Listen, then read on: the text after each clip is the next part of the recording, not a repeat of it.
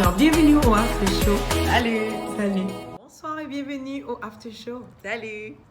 Alors, ce soir, on a eu comme invité Judy Labissière et on a traité d'un sujet qui est encore trop peu connu, à mon avis. Le thème de l'émission, c'est « Une maladie habite peut-être votre sang ». Et la maladie dont il est question ici, c'est l'anémie falciforme. Donc, on a traité de ça avec elle parce qu'elle est atteinte de cette maladie. Et ça a été une émission, moi je vais même dire une conversation riche, belle, légère, en même temps tellement profonde. Parce que cette femme-là, elle est comme ça. Elle est belle, elle est profonde, elle est légère, elle est belle en plus. Là, excuse-moi, je pense que je l'ai dit 2 fois. Mais elle est belle inside out, intérieurement et extérieurement. Puis, j'étais contente de l'avoir à l'émission pour traiter de ce sujet duquel je voulais parler depuis des mois. Je confirme. Ouais. Merci. Ça fait longtemps que je veux en parler parce que j'ai perdu ma cousine il y a de cela plusieurs années avec cette maladie que je ne connaissais pas à cette époque. Je vous dirais que je me demandais comment elle l'avait contractée. Puis, j'avais compris que c'était le fait que ses 2 parents étaient porteurs. Donc, automatiquement, elle l'avait eu. Et je me rappelle que ma cousine n'a pas vraiment eu une vie agréable. Elle était tout le temps à l'hôpital. Puis je pense que... En tout cas, elle est morte jeune en plus. Puis les recherches n'étaient pas assez avancées. Puis elle était aussi dans une phase grave de la maladie. Donc, tout ça m'a amené à garder ça très près de mon cœur jusqu'à ce que justement... je rencontre Judy, il y a mon cousin aussi, mais que j'en entende plus parler avec les organisations. Donc, c'est ce qu'on a traité ce soir. Je ne veux pas trop monopoliser la conversation. Je vous reviens là-dessus. Je vais laisser Akira parler aussi. C'est sûr que moi, j'étais derrière la console et j'écoutais. Et moi, qu'est-ce que j'ai vraiment apprécié, c'est de Judy, c'était vraiment la légèreté avec laquelle elle parlait de sa maladie. C'était pas quelque chose de lourd, c'était pas... Bien que, bon, elle parle de son expérience à elle. C'est sûr que j'imagine que d'autres personnes qui ont cette même maladie, que c'est pas la même expérience. Fait que moi, ça m'a beaucoup impressionné, son expérience à elle, sa façon de communiquer par rapport à son expérience, puis son attitude par rapport à la maladie. Fait que je pense que si jamais je rencontre quelqu'un d'autre que elle qui a la maladie, je vais pas regarder cette personne-là comme une victime. C'est sûr qu'il faut que je prenne le temps d'écouter l'expérience de la personne. Mais après avoir écouté la conversation avec elle, je trouve que il y avait comme un sentiment d'espoir. Oui. Qui se dégageait de elle, fait que c'était comme pas lourd. Je me sens pas comme « Oh non, pauvre elle ».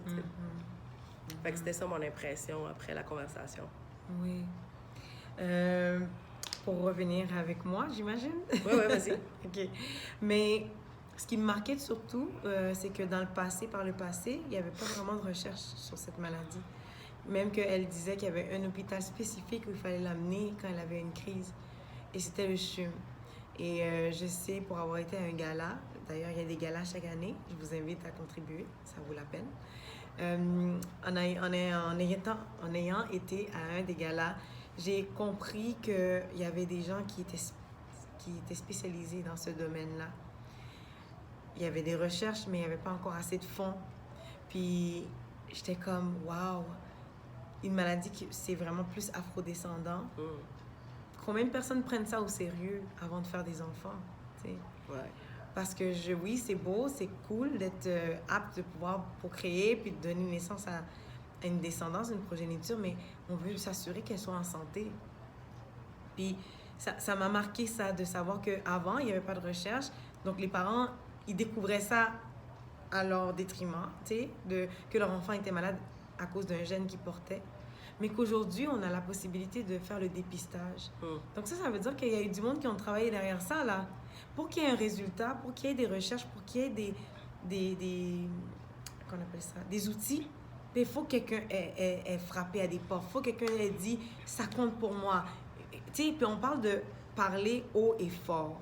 dans une société où des fois on est incompris en tant qu'afro-descendant, souvent. Donc, je pense que ça vaut la peine de l'essayer, en plus que c'est gratuit, d'aller se faire dépister. Moi, c'est ce que je retiens beaucoup, c'est d'aller se faire dépister pour savoir est-ce qu'on l'a, est-ce qu'on est porteur, porteuse, parce qu'on ne va pas le savoir. Si on est porteur, on ne le saura pas tant et si longtemps qu'on n'a pas quelqu'un d'autre qui est porteur avec nous et avec qui on a un enfant. Et comme c'est possible qu'entre afro-descendants, on l'ait, bien à ce moment-là, prenons pas une chance sur 4 que notre enfant soit malade. C'est peu, une chance sur 4. Tu sais, au moins si on disait une chance sur 100, tu sais, c'est quand même pas pire. Mais une chance sur 4, là, ça veut dire que 2 autres personnes à part Akira et moi, là. Ouais. Ça veut dire 2 autres personnes de plus, puis il y a quelqu'un là-dedans qui l'a. Et boy. Ouais. En tout cas. Ouais. Moi, dans tout ça, je me dis que... Excusez-moi. C'est le temps des virus. Des... En plus, je suis à côté d'elle. Pas le choix. Pas le choix. Mais qu'est-ce que j'allais te dire? Moi, c'est ça que j'allais dire. Moi, je fais de l'anémie. Mm-hmm. Mais, tu sais, je sais pas. En fait, c'était une bonne information pour moi parce que moi, je fais de l'anémie. Tu sais, je manque de fer dans mon sang. Oh, désolée. Oh my gosh, I'm so sorry. Mais, c'était bien de savoir que, comme maintenant le disait, qu'on peut se faire un dépisté, exactement. Mm-hmm. I can't talk. Peut-être que je peux le couper. Ben non, on est dans la réalité. Désolée. On avait dit ça. Bon. C'est pour ça que j'ai de la gomme, parce que ça me soulage un petit peu là, la menthe, mais bon, c'est ça qui est ça. Mais qu'est-ce que je voulais dire, c'est que l'anémie versus l'anémie falciforme, là, moi, je vais aller faire des recherches pour voir c'est quoi la différence. Oui. Puis aussi, le test de dépistage, c'est quelque chose que je veux vraiment aussi aller me faire tester pour savoir si, dans le futur, si je suis porteuse ou pas. Là, oui. Ouais. Puis je vais même en profiter pour donner du sang, voir si je peux. Mm-hmm. Pour donner au moins une poche. Je sais pas si je vais pouvoir en avoir assez. Tu peux la remplir? Oui, parce que des fois, tu sais, moi, je sais que je le suis fériprive. Puis que, justement, bon, mes médecins veulent toujours que je prenne plus de fer. La dernière fois, j'en ai eu même par intraveineuse. Wow. Ouais, parce que c'était trop bas. Et on a longtemps cherché pourquoi ça descendait tout le temps. Mais moi, j'ai fouillé tout mon système, là, puis j'ai pas trouvé. Ça veut que ce que je me dis, c'est qu'il faut que je mange toujours bien, puis que je m'assure de dormir. Le deuxième point, qui est dormir, c'est difficile. C'est pas quelque chose de facile, parce que je suis une couche tard, puis le monde se lève tôt. Le monde appartient à ceux qui se lèvent tôt. Et je me lève tôt aussi, donc ça veut dire que le nombre d'heures est très restreint. Toutefois, je suis meilleure, je pense, qu'avant de prendre soin de moi puis de relaxer. Puis pourquoi je raconte tout ça, c'est parce que souvent, la communauté immigrante, la communauté de la culture de nos parents, on a souvent enseigné à être go. Si on ne travaille pas ou on n'est pas en train de faire quelque chose d'excessif on va toujours se surmener. Ouais. Puis on n'est même pas capable de voir l'équilibre entre le repos. Parce que là, quand on arrive sur le repos, on est paresseux. Parce que tellement qu'on s'est brûlé à travailler, on n'a pas d'équilibre. C'est soit il y a la paresse ou soit il y a du surmenage. Puis je pense que c'est ça que j'apprends de plus en plus, à être équilibré à ce niveau-là. Parce que ça amène une force, une santé. Puis ça fait partie aussi de notre conversation de ce soir. Je lui ai demandé comment est-ce qu'elle prenait soin d'elle. Puis elle a dit, tu sais, qu'elle s'assure de bien manger, de se reposer aussi. Même si c'est pas évident de voir que elle n'associe pas nécessairement la fatigue physique ou émotionnelle à sa maladie. Mais elle le sait que, de façon, si elle est fatiguée, ça lui demande plus de jus. Ouais. Plus de jus, plus de sang, et possibilité de crise. Mais pour elle, ce qui était majeur, c'est 3 petits points, à l'écouter l'émission. J'ai appris avec Akaira à couper, à pas vous dire l'information. L'autre chose que j'ai vue aussi, c'était le fait que ses parents, il y en avait un qui était dans le déni. Ça, c'était drôle. Ouais. Parce que j'étais comme, il disait, non, c'est pas peut être dans ma famille, ça peut pas être dans ma famille. Ben oui, ça peut être dans ta famille, mon chéri. C'est comme... Mais c'est dans le temps, c'était à l'époque. Donc, c'est pour ça que je veux encore répéter, réitérer. Allez vous faire dépister. Si vous êtes en train de sortir avec quelqu'un, puis vous voulez des enfants, marier avec quelqu'un, vous voulez des enfants, vous êtes afro-descendant, qu'importe la nationalité, c'est pas juste pour les Haïtiens en passant, c'est les Africains aussi ont ça. Quand je dis Africain, c'est le continent, là. OK? Alors, ça veut dire les Arabes sont là-dedans aussi, là. Essayez pas de vous faufiler parce que vous n'avez pas la même couleur de peau. Just saying. Je suis bien morte. Je tiens à ça. L'autre chose que je voulais dire, c'était par rapport à cette émission-là, elle se voyait pas comme un boulet. J'ai beaucoup apprécié ça. Parce qu'elle était comme, OK, je suis malade. Ma famille a besoin de me donner de l'aide. J'informe les gens autour de moi. Oui, elle a dit que par moment, quand elle était plus jeune, elle se mettait à l'écart pour pas comme déranger, pour pas dire qu'elle avait une crise. Mais maintenant, ce que j'entends, en fait, j'ai toujours entendu, c'est qu'elle n'était pas un boulet pour ses parents. Puis ça, c'est drôle, parce qu'habituellement, quelqu'un qui vit une maladie voudrait tellement comme ne pas nuire aux autres. Mais on dirait que c'est pour elle dire, écoute, c'est un fait, j'ai besoin d'aide, je la prends, puis je l'accepte comme c'est. Mais je pense aussi que c'est le fait que sa mère a beaucoup aidé là-dedans. Ça, j'en ai pris note, là. Sa mère l'a pas traité non plus comme une victime. Exact. Fait que elle, ça l'a beaucoup aidé dans son mindset que, écoute, c'est ça, je vis avec. Sa mère l'a outillée, pas seulement parce qu'elle était infirmière. Sa mère est infirmière aussi. Fait qu'elle avait des outils concrets pour l'accompagner dans son processus. Mais elle lui a aussi outillé de façon dans sa tête pour qu'elle se voit pas, comme je viens de dire, comme une victime. Puis elle la faisait pas non plus se sentir... comme moindre. Oui, c'est ça qu'elle elle avait pas un sentiment de culpabilité par rapport à sa maladie. Tu comprends? Fait que ça, moi, je trouve que c'est super... ça a de la valeur. Beaucoup de valeur. Ça a beaucoup de valeur que tes parents te disent, OK, oui, t'as ça, ou t'as cette limitation-là. Même qu'elle a dit qu'elle, elle voit pas ça comme nécessairement une limitation. Fait que je trouve ça fantastique. Moi aussi. Mais ça peut être transférable à n'importe quoi, n'importe quel défi que t'as. C'est pas obligé d'être physique, ça peut être mental, ça peut être un trouble d'apprentissage, ça peut être, n'importe quoi. Puis je trouve que le fait que sa mère en particulier l'ait pas fait sentir coupable par rapport à ça, mais qu'elle a essayé de quand même garder un niveau de normalité dans sa vie, moi, je trouve que ça, c'est vraiment, là, chapeau, là. Parce qu'on a comme... Tu vas souvent voir les deux extrêmes où est-ce qu'on va comme... Quand tu as une maladie, on va comme trop te mettre quasiment dans la ouate.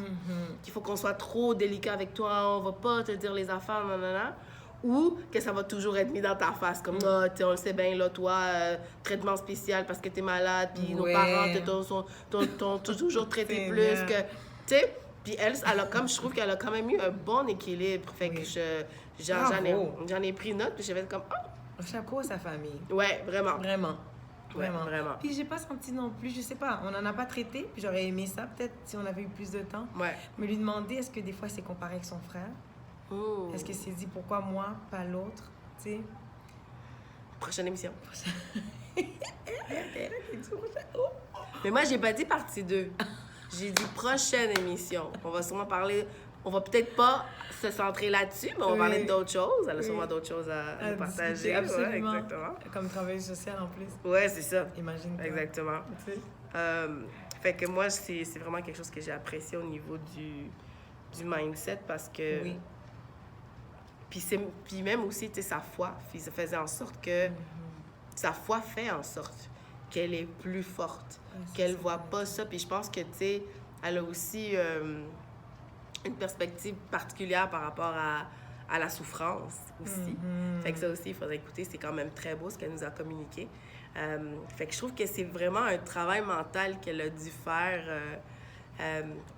au long de sa vie pour être capable d'être aussi comme rayonnante, positive par rapport à sa situation. Puis tellement que nous, on était comme, ben, on trouve pas... Tu sais, t'as pas l'air de quelqu'un qui est malade, tu sais. Mais justement, elle se laisse pas définir par ça. C'est ça, c'est bien. Elle l'a dit à plusieurs reprises, puis elle dit, je veux pas que quand on pense à moi, on pense automatiquement à l'anémie falciforme. C'est ça. Puis je lui ai dit durant l'émission, c'est vrai, j'ai pas pensé à toi. J'ai pensé à plein d'autres personnes, puis après, j'ai fait, oh! Judy, tu sais, laisse-moi lui demander si elle veut, mais c'était pas la première personne à laquelle j'ai pensé. J'ai pensé au président de l'association, j'ai pensé à le Big Stan, shout out to him, parce que je trouve que ce qu'il fait, c'est louable, c'est honorable, il donne beaucoup, beaucoup de sang. Il dit, à un moment donné, je parlais avec lui, puis il disait, s'il pouvait donner ses 2 bras en même temps, il le ferait, tu sais. Ah, écoute, c'était tellement drôle comment il me le partageait, mais je trouvais que c'était fait avec un cœur rempli d'amour pour cette cause. D'ailleurs, que moi, j'ai envie d'imiter. Je vais vraiment m'enseigner en 2025 pour savoir comment faire. Le 2025, c'est dans quelques semaines. So, je vais m'y prendre, je vais m'y mettre très sérieusement. Parce que justement, après l'émission, on a reçu un message de la part d'un auditeur, auditrice, d'une personne qui nous a remercié d'avoir fait cette émission-là. Puis elle nous informait que chaque 6 semaines, son conjoint avait besoin de 14 poches de sac de sang. Et ça me donne les larmes aux yeux. Parce que je me dis, c'est beaucoup de sang. Pour chaque 6 semaines, ça arrive vite, là. Ouais. Parce qu'on parle de à chaque mois et demi. Chaque mois et demi. Et je me dis, souvent, il n'y en a pas assez. Les afrodescendants, on réclame beaucoup notre sang parce qu'on n'y va pas donner du sang. Puis là, je suis contente de rire parce que sinon, je vais brailler trop longtemps. Mais tout ça pour dire que c'est important qu'on puisse appuyer d'une façon ou d'une autre, soit par le sang, soit par l'argent. Mais pour revenir à Judy, elle ne se laissait pas définir par ça. Ouais. J'ai pas senti ça, j'ai pas pensé à elle, comme je disais. Mais une chose est sûre, c'est qu'elle a dit... Oui, je suis atteinte de cette maladie, comme quelqu'un est atteint de problèmes d'intestin. Puis c'est vrai, moi j'ai des allergies, là. Puis j'ai des problèmes avec du lait. Laissez-moi vous dire, ma vie est constamment, tu sais, comment, challengée par cette affaire de lait, là. Parce qu'il y a du lait partout. Il y a du lait dans tout. Ça fait qu'à chaque fois, je dois demander, est-ce qu'il y a du lait? Est-ce qu'il y a du lait? Tu sais, c'est que je suis atteinte d'une maladie, je veux pas, là. Je suis pas fonctionnelle comme tout le monde, manger n'importe où, n'importe comment, là, tu sais. Puis des fois, je me dis, OK, je veux pas être celle qui... Des fois, je demande rien. Je dis rien parce que je veux pas arriver avec plein de questions au serveur. Parce que j'ai pas envie d'être lourde, là, puis de demander, est-ce qu'il y a des fruits? Est-ce qu'il y en a? C'est que je dis rien, puis je fais comme, OK, c'est beau. Je choisis celui qui a l'air le plus sec. Il n'y a pas de jus pour être sûre de pas embêter. Donc, avec elle, je trouvais qu'elle associait cette maladie-là, justement, avec... Tu es atteint de problèmes de digestion ou bien tu souffres d'une allergie, parce que je dois dire que je souffre de l'allergie, ben c'est la même chose qu'elle. Donc, j'ai trouvé ça intéressant. Mais en même temps, je me dis... Mais c'est pas pareil. C'est pas pareil. Non, c'est sûr. C'est juste qu'elle ne se laisse pas définir. Mais en même temps, je me dis... J'imagine, parce qu'elle elle parlait de son expérience à elle personnelle avec la maladie. Oui. Donc, je prends quand même une petite pause pour dire aux gens qui écoutent puis qui pourraient peut-être être atteints de la maladie, puis que votre expérience est peut-être pas aussi... Belle. C'est ça, qui est pas aussi belle. Fait que je me dis, tu sais, là, on a pris un exemple, ça donnait que c'était elle, mais on comprend aussi qu'il y a différents niveaux, différentes expériences. Très bon point. Fait que sentez-vous à l'aise aussi de partager avec nous, tu sais, vos expériences, c'est quoi avec si vous êtes atteint de cette maladie-là et votre expérience est différente de celle de Judy, s'il vous plaît, partagez avec nous pour nous renseigner et qu'on puisse aussi partager vos expériences avec la communauté at large. Tu sais, parce que c'est une parmi tant d'autres. On est contente pour elle que ce soit comme ça, mais on est quand même conscient que... Puis elle l'avait dit aussi. Oui, c'est ça, elle exactement. Elle l'a répété à plusieurs reprises. Oui, exactement. Il y a des niveaux de gravité, tu sais.